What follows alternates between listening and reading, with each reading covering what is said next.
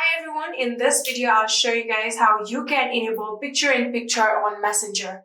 Welcome back to our channel How To Tutorials. So let's dive right into it. So if you're on your iPhone, you have to make sure that your PIP is enabled first of all. So go to your settings and in your settings tap on General.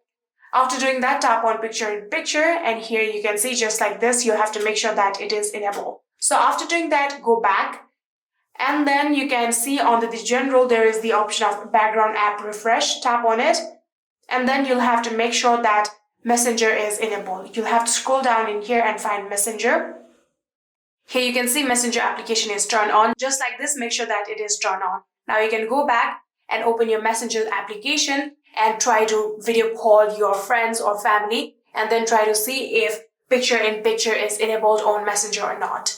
And yeah, that is it. I hope this video was helpful to you guys. If it was, please do not forget to hit that subscribe button and like our video. Thank you so much for watching. See you in the next.